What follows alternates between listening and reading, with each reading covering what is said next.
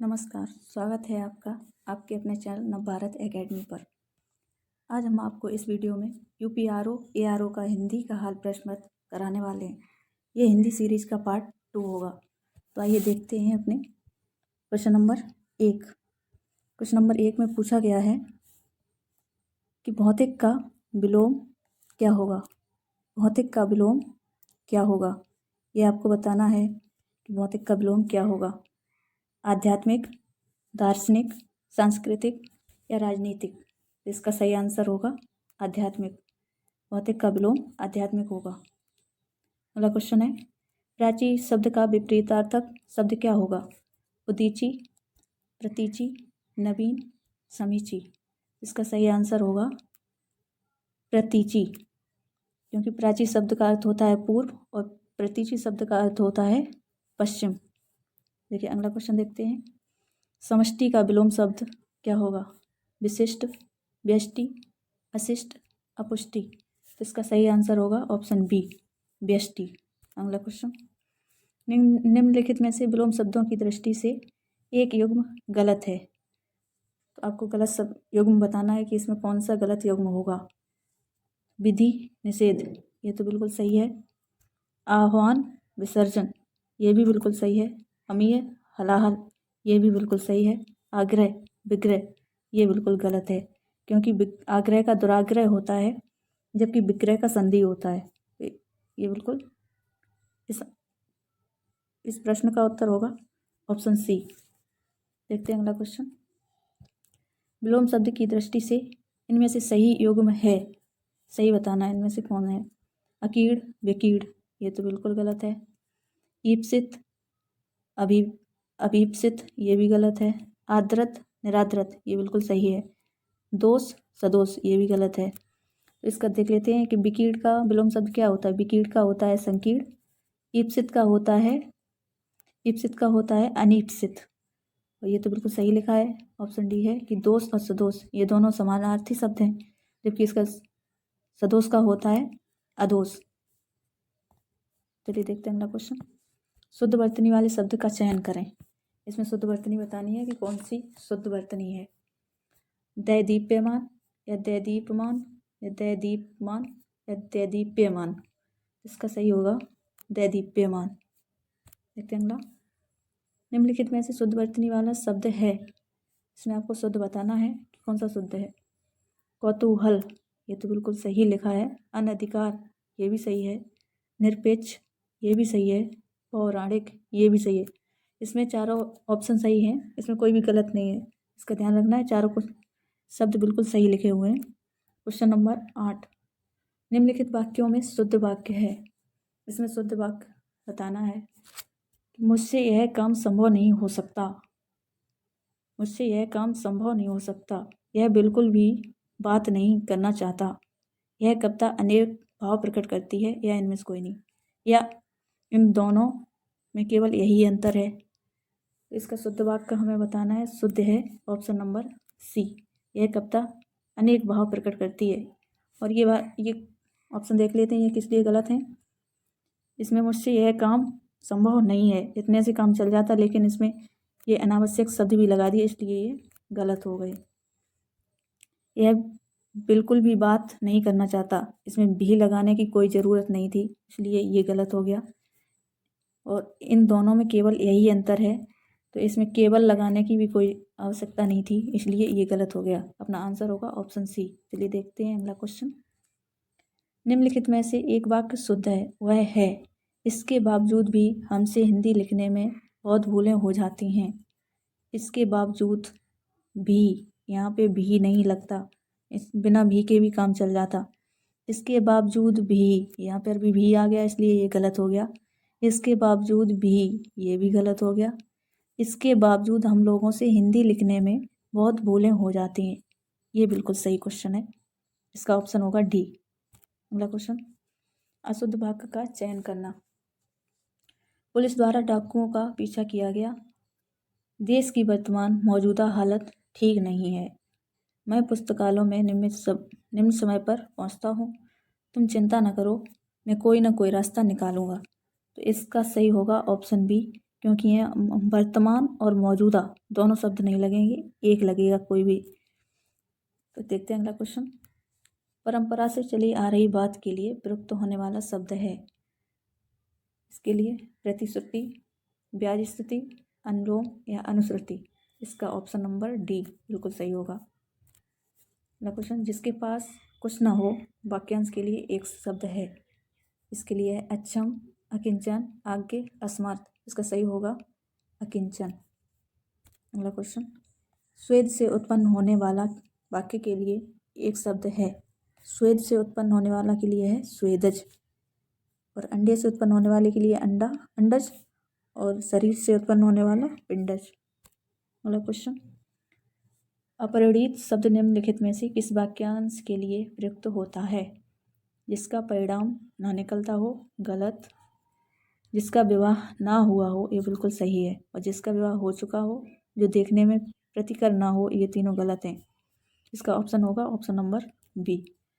अगला क्वेश्चन। निम्नलिखित में से किस वाक्यांश के लिए एक शब्द दुर्निवार प्रयुक्त होता है। जिसे दूर करना कठिन हो, जिस पर वार करना कठिन हो, जिसे देख पाना कठिन हो, जिसे जीत पाना कठिन हो। तो इसका सही आंसर होगा जिसे दूर करना कठिन हो। अगला क्वेश्चन। निम्नलिखित में से तत्सम शब्द है। इसमें तत्सम शब्द बताना है कि क्या है। दही, जीड़, गयंत, गाहक। इसका तत्सम शब्द होगा जीड़, जबकि तीनों ये तद्भव हैं। ये तीनों तद्भव हैं। इसका तद्भव रूप होगा झीना, और ग्राहक का तत्सम होगा ग्राहक। गाहक का होगा तत्सम ग्राहक, गयंत का हाथी, और दही का दधी। चलिए देखते हैं अगला क्वेश्चन। अगहन का तत्सम रूप कौन सा है। अग्रहण, अगहण, अग्रहण या अग्रासन। तो इसका होगा अग्रहण, ऑप्शन नंबर ए। अगला क्वेश्चन। निम्नलिखित में से तद्भव शब्द है। इसमें से तद्भव छांटना है, जबकि तीन होंगे तत्सम। चतुर्दश, चतुर्थ, 14, चत्वारी। इसका होगा तद्भव 14। अगला क्वेश्चन। आभ्यंतर का तद्भव शब्द है। इसमें आभ्यंतर का तद्भव शब्द बताना है। अंदर, भीतर, बाहर, गहरा। इसका सही आंसर होगा भीतर। अगला क्वेश्चन। करपट का तद्भव रूप है। कपट, कारपेट, कपूर या कपड़ा। इसका सही आंसर बताना है कपड़ा। करपट का होता है कपड़ा। अगला क्वेश्चन। वह बहुत खाता है। इस वाक्यांश में बहुत शब्द किस प्रकार का विशेषण है। इसमें बहुत बताना है कि किस प्रकार का विशेषण है। निश्चित परिमाणवाचक, निश्चित संख्यावाचक, तुलनात्मक या अनिश्चित परिमाणवाचक। इसमें इसका आंसर होगा ऑप्शन नंबर डी, अनिश्चित परिमाणवाचक विशेषण। निम्नलिखित वाक्यों में से वह वाक्य चुनिए जिसमें गुणवाचक विशेषण का प्रयोग किया गया है। इसमें बताना है कि किस वाक्य में गुणवाचक विशेषण है। वह नटखट बालक संगीत नहीं सुन रहा। वहाँ बहुत से पक्षी उड़ रहे हैं। मैंने 10 मन गेहूँ खरीदा है। ऐसे आदमी लाखों में एक होते हैं। तो इसका ऑप्शन होगा ऑप्शन ए, क्योंकि यहाँ पे नटखट बालक आया है। ये बालक की विशेषता बताता है नटखट, तो यहाँ पे हो गया गुणवाचक विशेषण। देखते हैं अगला क्वेश्चन। सतीश चंचल बालक है। इस वाक्य में चंचल शब्द है विधेय विशेषण, गुणवाचक विशेषण, सार्वनामिक विशेषण या प्रविशेषण। ये चंचल क्या बता रहा है, ये बता रहा है गुण। ये होगा गुणवाचक विशेषण। अगला क्वेश्चन। मानसिक विशेषण किस मूल शब्द से बना है। इसका मानसिक में मूल शब्द क्या है ये बताना है। मान, मानस, मनस, मनीष। तो इसका होगा ऑप्शन बी। अगला क्वेश्चन। चारित्रिक विशेषण शब्द का मूल शब्द कौन सा है। तो चारित्रिक में हमें बताना है कि इसका मूल शब्द क्या होगा। मूल शब्द चरित्र, चित्रण, चरित्रता, चारुत्व। इसका सही होगा चरित्र। चारित्रिक में एक प्रत्यय लगा के बना दिया गया है। चारित्रिक, चरित्र में लगा है एक प्रत्यय। देखते हैं अगला क्वेश्चन। मीमांसा का सही पर्यायवाची शब्द है। इसमें आपको पर्यायवाची शब्द बताना है मीमांसा का। स्वरूप, सुविज्ञता, समालोचन, निष्क्रिय। तो इसका सही होगा समालोचन। देखते हैं अगला क्वेश्चन। बिजली का पर्यायवाची शब्द है। बिजली का पर्यायवाची बताइए। तो बिजली का पर्यायवाची चमक, सौदामिनी, प्रकाश या इनमें से कोई नहीं। तो इसका सही आंसर होगा सौदामिनी। ये बिजली का पर्यायवाची है सौदामिनी।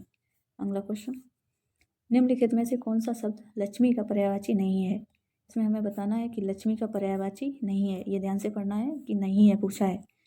रमा, इंदिरा, कमला। ये तीनों लक्ष्मी के पर्यायवाची हैं, जबकि ऑप्शन डी जो है लक्ष्मी का पर्यायवाची नहीं है। तो यही हमारा सही आंसर होगा।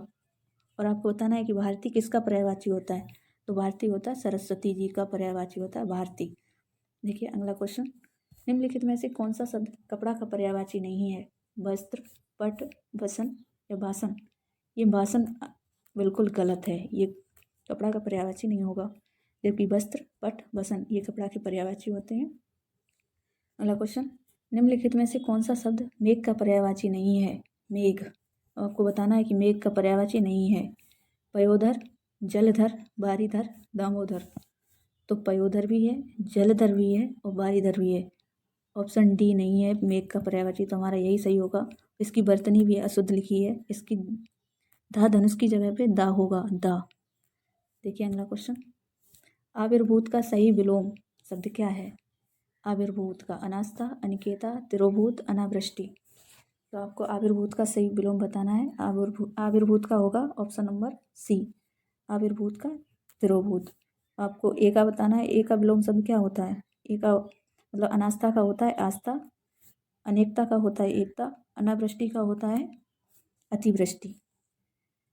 अगला क्वेश्चन, क्षणिक का सही विलोम शब्द है। क्षणिक, क्षणिक का बताना है सही विलोम। क्षणिक का होगा अल्प, क्षर, शाश्वत या विमुख। इसका सही आंसर होगा ऑप्शन नंबर बी, शाश्वत। अगला क्वेश्चन, अग्रज का विलोम शब्द होगा अछत, अतुल, अनुज, अटल। इसका सही होगा अनुज, ऑप्शन नंबर सी। अगला क्वेश्चन, निम्नलिखित में से विलोम शब्दों की दृष्टि से एक युग्म गलत है, वह है। अब गलत युग्म बताना है कि इसमें कौन सा है। इसमें विलोम शब्द देखना है। मौन का होता है मुखर, ये बिल्कुल सही है। सर्वनाम, शानदार का सर्वनाम सर्वनाक होता है, ये भी सही है। भरवर का सभ्य होता है, ये बिल्कुल सही है। अनुचर और परिचर ये दोनों समानार्थी शब्द हैं, इसलिए ये गलत होगा। हमारे प्रश्न का आंसर ऑप्शन नंबर डी सही होगा। इसका अनुचर का परिचर नहीं होता है। अगला क्वेश्चन, विलोम शब्द की दृष्टि से एक युग्म गलत है। इसका बताना है गलत कौन सा। अमित का परिमित, सत्कार, तिरस्कार या आच्छादित या परिच्छन, सुख, दुख। ये बिल्कुल सही ऑप्शन है। अमित परिमित होता है, सत्कार का तिरस्कार होता है, सुख का दुख होता है, जबकि आच्छादित का अनाच्छादित होता है। यही हमारा आंसर सही होगा। वर्तनी की दृष्टि से शुद्ध शब्द है। शुद्ध शब्द देखना है चिन्ह, विवर्त, अनुग्रहित, ब्रह्मणी। जबकि इसका सही आंसर होगा ऑप्शन नंबर बी, विवर्त बिल्कुल सही लिखा है, जबकि ये तीनों गलत हैं। अगला क्वेश्चन, शुद्ध वर्तनी वाले शब्द का चयन करें। ज्योतिषना, ज्योत्सना, ज्योत्सना या ज्योत्सना। तो इसका सही आंसर होगा ज्योत्सना, ऑप्शन नंबर बी। अगला क्वेश्चन, वर्तनी की दृष्टि से कौन सा शब्द अशुद्ध है। इसमें आपको बताना है कि कौन सा शब्द अशुद्ध है। कोमलांगी, सम्मिलित, उत्कर्षता, अनुग्रहित। ये शब्द तीनों सही हैं। कोमलांगी भी सही है, सम्मिलित भी सही है, अनुग्रहित भी सही है, जबकि उत्कर्षता कोई शब्द नहीं होता है। इसका होगा उत्कर्ष, ये ता नहीं होगा यहाँ पे, इसका ता नहीं होगा, उत्कर्ष बिल्कुल सही होगा। निम्नलिखित में से एक शुद्ध वाक्य है, वह है प्रत्येक विद्यार्थी को चाहिए कि वह हिंदी की अनेक पुस्तकें पढ़े। हर एक विद्यार्थी को चाहिए कि वह हिंदी की अनेक पुस्तकें पढ़े। हर एक विद्यार्थी को चाहिए कि हिंदी की अनेक पुस्तकें पढ़े। हर एक विद्यार्थी को चाहिए कि हिंदी की अनेकों पुस्तकें पढ़े। तो ये हमारे तीनों गलत हैं। ऑप्शन नंबर ए बिल्कुल सही होगा। प्रत्येक विद्यार्थी को चाहिए कि वह हिंदी की अनेक पुस्तकें पढ़े। अगला क्वेश्चन, निम्नलिखित में से एक वाक्य अशुद्ध है, वह है। मतलब एक वाक्य अशुद्ध है और 3 शुद्ध लिखे होंगे। चलिए देखते हैं। मोहन गेहूं पिसवाने चक्की पर गया है। निर्दयी व्यक्ति से मित्रता नहीं करनी चाहिए। उसके घर के पास एक मिठाई की दुकान है। तो यही हमारा आंसर होगा। यहाँ पे एक मिठाई की दुकान नहीं, जबकि उसके घर के पास मिठाई की एक दुकान है। यहाँ पे एक होना चाहिए था, यहाँ पे एक नहीं होना चाहिए था। अगला क्वेश्चन, जिसका कोई शत्रु न जन्मा हो। इस वाक्यांश के लिए एक शब्द होगा। इसका होगा अजय, जत्रसई, शत्रुजयी या अजात शत्रु या शत्रुविहीन। इसका सही होगा अजात शत्रु। अगला क्वेश्चन, खोज करने वाला इस वाक्यांश के लिए एक शब्द है। खोज करने वाला ऑप्शन ए सही होगा, अन्वेषक। अगला क्वेश्चन, जिसकी ग्रीवा सुंदर हो, वाक्यांश के लिए एक शब्द है। पार्थिव, सुग्रीव, सुधीर, सुनील। इसका सही होगा ऑप्शन बी, सुग्रीव। अगला क्वेश्चन, जिसका अनुभव इंद्रियों द्वारा ना हो सके, इस वाक्यांश के लिए एक शब्द है। जितेंद्र, अतीन्द्रिय, ऐन्द्रिक या इनमें से कोई नहीं। तो इसका होगा ऑप्शन नंबर बी, अतीन्द्रिय। अगला क्वेश्चन, वाक्यांशों और उनके लिए प्रयुक्त शब्दों के निम्नलिखित में से सही युग्म का चयन कीजिए। जो स्त्री अभिनय करती हो उसे अभिनेता, ये तो बिल्कुल गलत है, इसे कहेंगे अभिनेत्री। जो व्याकरण जानता हो व्याकरणिक नहीं वैयाकरणिक होता है। आँखों से परे प्रत्यक्ष नहीं परोक्ष होता है।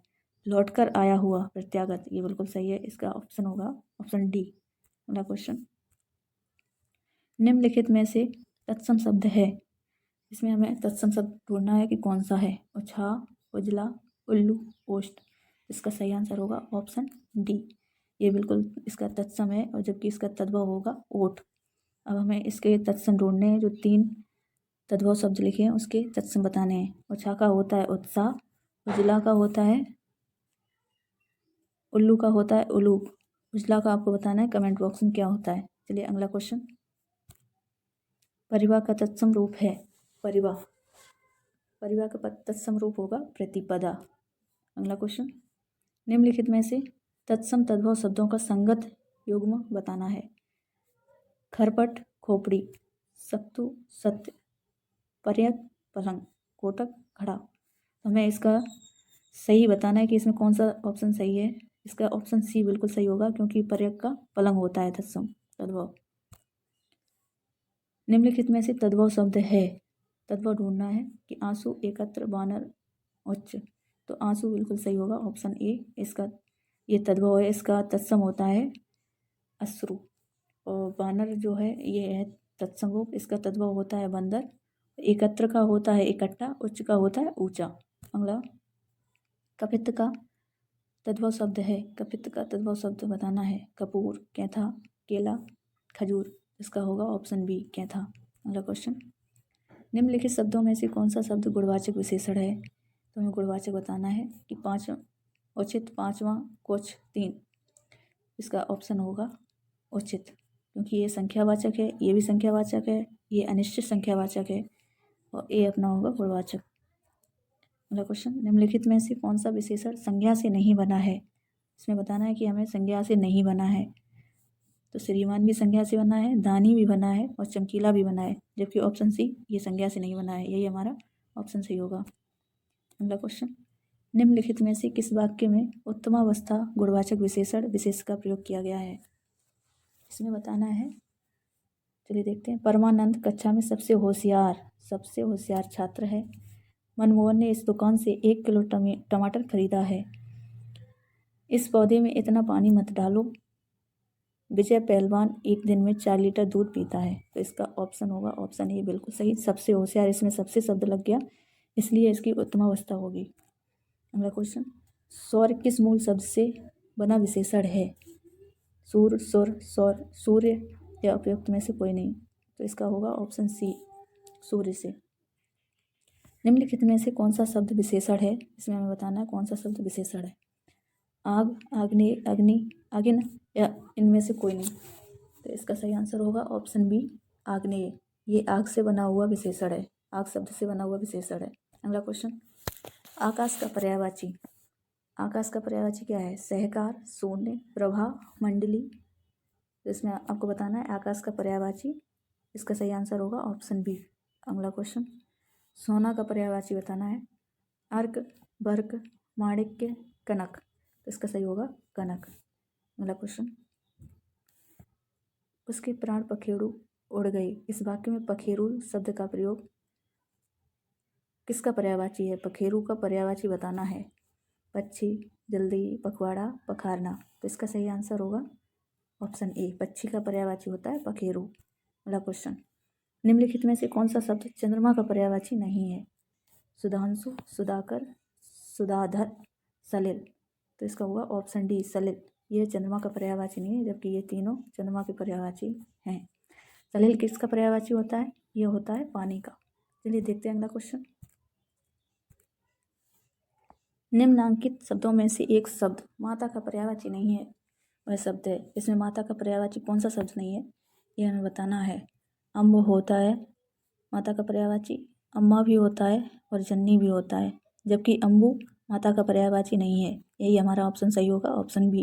अम्बू किसका पर्यायवाची होता है, ये होता है पानी का पर्यायवाची। चलिए मिलते हैं अगले वीडियो में, तब तक के लिए जय हिंद।